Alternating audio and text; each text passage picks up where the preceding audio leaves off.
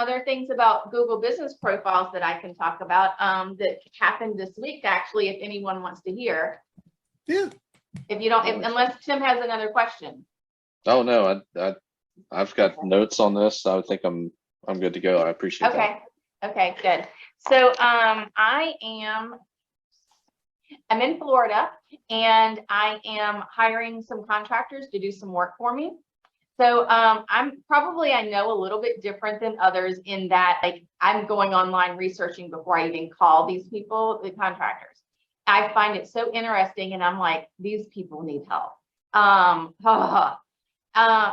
go on and I'll research, the usual, look at Google, look at their reviews, look at Better Business Bureau, look at the Secretary of State, big one. They're not on the Secretary of State.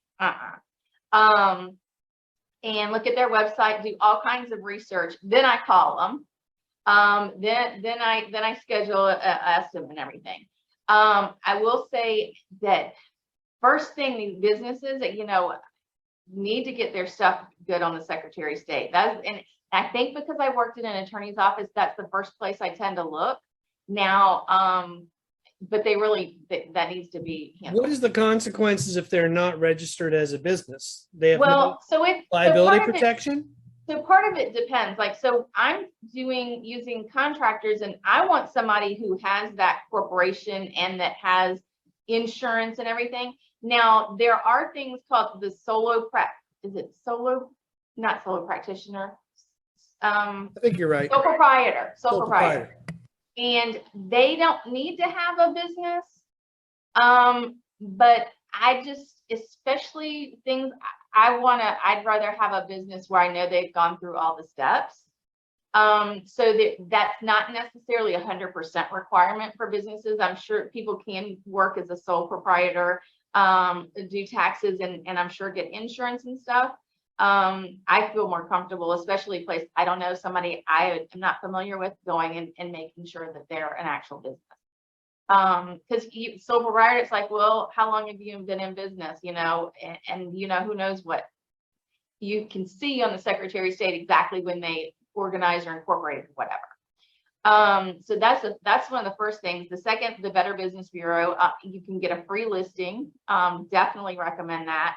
And then, like, kind of looking where, Googling your business's name and checking out to see where you're listed in your reviews and stuff. Because, once I would pick a couple of companies out, I'd do a brand search and see what I could find, read people's reviews. Nextdoor is a big one that I was looking on. Then comes to this was yesterday. There were 2 businesses that had epic fail on their Google business profile. So I was out, and I'm not familiar with the area, and I went to a company and got there fine. Everything was good. And I was talking to them. I was referred to another business. Luckily, the lady wrote down the name and phone number of the business. So what happened was, I get in the car and type it into Google Maps and hit go. And I'm driving along, and all of a sudden I'm looking around going, this doesn't look right.